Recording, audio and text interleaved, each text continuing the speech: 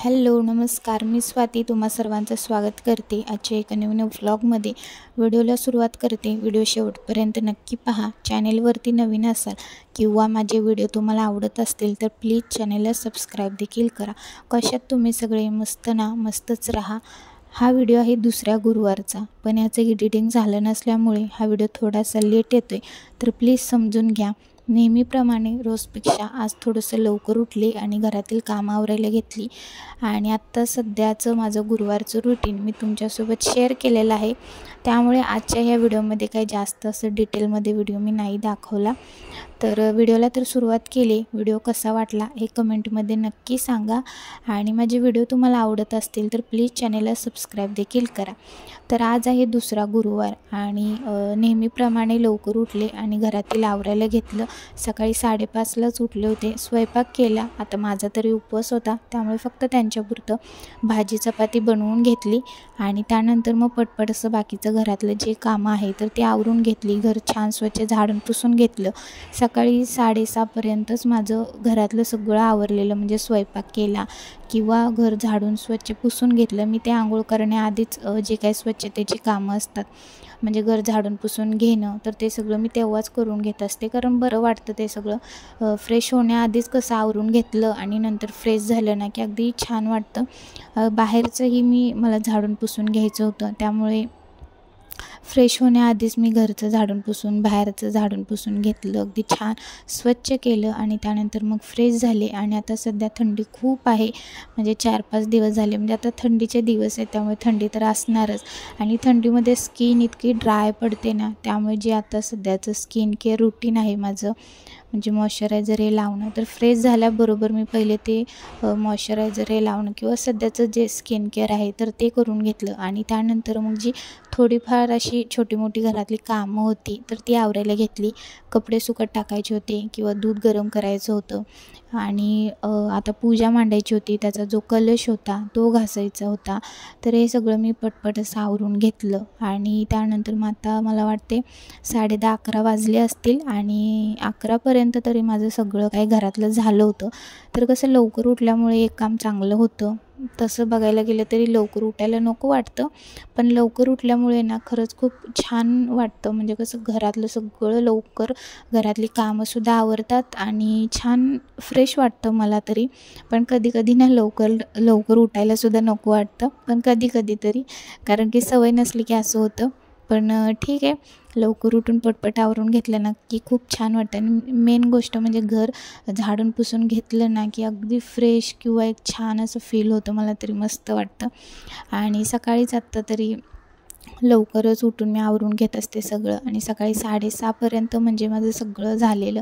इतक्या लवकर घर झाडून पुसून स्वच्छ असलं ना की छान फ्रेश वाटतं. बरं ठीक आहे, चला आता ते सगळं माझं आवरून झालं. त्यानंतर मग मी पूजा मांडायला घेतली आणि तुम्हाला दोन्ही साईडला दिसत असेल पूजा मांडलेली.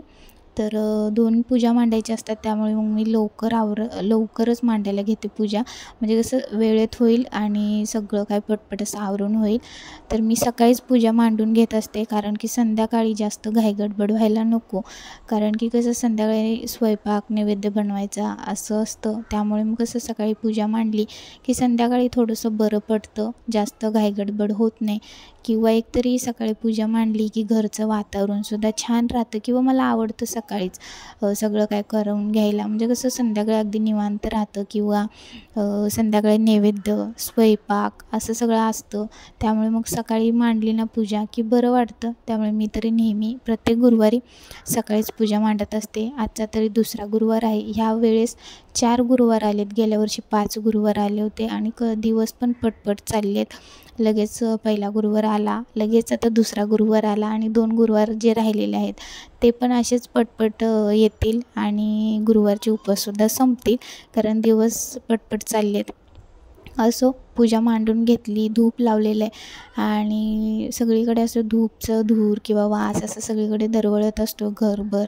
आणि सकाळी सकाळी अशी पूजा केली, फ्रेश वाटतं किंवा खूप छान वाटतं. घरामध्ये सुद्धा वातावरणसुद्धा छान राहतं घरचं. आणि मला रांगोळी काढायला खूप आवडतं, तर अगदी असे सिम्पल मला तर बॉर्डर रांगोळी जी असते तर ती इतकी तर काही नाही जमत. म्हणजे मला रांगोळी काढायला आवडतं, जमतं, पण आता तेवढीच छोटीशी 2 फुलं काढलीत मी इकडे तिकडे. आणि अशी सिम्पल अशी मी पूजा मांडून घेतली सकाळी. आणि नैवेद्य मी सकाळी दूध साखर दाखवत असते आणि जी काही फळं मांडलेली असतात ती आणि दूध साखर मी सकाळी नैवेद्याला ठेवते. आणि संध्याकाळी जे काय म्हणजे आपला स्वयंपाक जो असतो तर तो स्वयंपाक झाला की गोडधोड काहीतरी बनवते असं. आणि नैवेद्य दाखवून जी कथा वाचायची असते ती वाचते आणि सिम्पल अशी मी पूजा करून घेते संध्याकाळची. तर झालं असं, पूजा तर मी सकाळी मांडली पण संध्याकाळी मला नैवेद्यच दाखवता नाही आला. कारण की झालं असं की आमच्या इकडे ना दुपारीच गॅस बंद केला होता, कारण की ग्राउंड फ्लोअरला काहीतरी गॅस लिकेज झाला होता कोणाच्या तरी इथे. त्यामुळे मेन गॅसचं कनेक्शन जे आहे तर तेच बंद केलं होतं दुपारी, म्हणजेच 4:30 वाजता. आणि रात्री 9-9:30 वाजता गॅस आला आमच्या इकडे.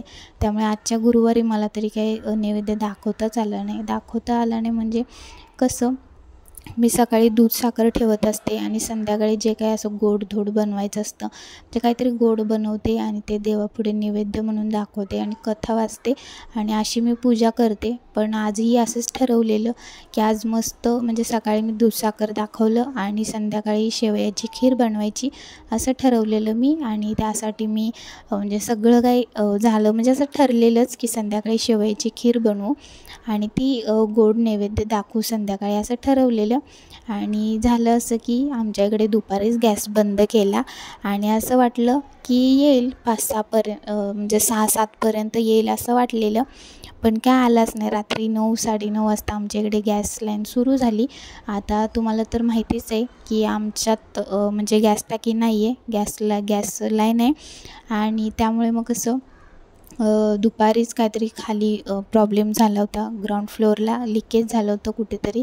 त्यामुळे मेन जे कनेक्शन आहे तर तेच बंद केलेलं दुपारी आणि रात्री 9-9:30 वाजता आलं. त्यामुळे म्हटलं चला ठीक आहे, गुरुवारी फक्त दूध साखर सकाळी ठेवलेलाच आहे तर तोही नैवेद्यच आहे. त्यामुळे मग मी संध्याकाळी मला काही जमलंच नाही करायला. आणि एकतरी दुपारी मी सुद्धा काही खाल्लेलं नव्हतं, त्यामुळे मग आजच्या गुरुवारी तर काय मला संध्याकाळी बनवायलाच नाही आलं. आणि संध्याकाळी आम्ही सुद्धा जेवण बाहेरूनच मागवलं, म्हणजे व्हेजच होतं, कारण आता सध्या तरी व्हेजच 1 महिना म्हणजे काही नॉनव्हेज वगैरे खातच नाही. त्यामुळे मग व्हेजच आणलं होतं आज आम्ही, जेवणही बाहेरूनच आणलं होतं कारण खूप वेळ झाला होता 9:30. तिथून पुढे मग मी स्वयंपाक करणार, मग जेवण, असं बराच टाईम गेला असता. त्यामुळे मग आज काही जेवण वगैरे नाहीच बनवलं, बाहेरूनच आणलं आम्ही. तर ठीक आहे, अशी सिम्पल अशी मी पूजा मांडून घेतली. खूप छान वाटतं, म्हणजे कसं सकाळी सकाळी घरात अशी पूजा मांडली किंवा सगळीकडे असा धूप लावलेला असतो, त्याचं दरवळत असतो वास सुगंध. तर सिम्पल अशी रांगोळी काढली, पूजा मांडून घेतली, ते माझं सकाळीच सगळं आवरून झालं. त्यानंतर मग मी दुपारी भाजी निवडायला घेतली. आज असं ठरलं होतं की गोड शेवयाची खीर बनवायची आणि जे आपलं रोजचं वरण भात चपाती भाजी असते तर ते बनवायचं असं ठरलेलं. त्यामुळे नेहमीप्रमाणे मी दुपारी भाजी निवडायला घेतली. दुपारी भाजी निवडून घेतली की कसं संध्याकाळी बरं पडतं, पटकन फोडणीला घातलं की टाईम वाचतो. नाहीतर मी तरी नेहमी दुपारीच भाज्या निवडून ठेवत असते, म्हणजे कुठलीही भाजी असो दुपारी निवडून ठेवते, जेणेकरून संध्याकाळी जास्त धावपळ होणार नाही. पण संध्याकाळी गॅस बंद होता त्यामुळे काही स्वयंपाक करता आला नाही.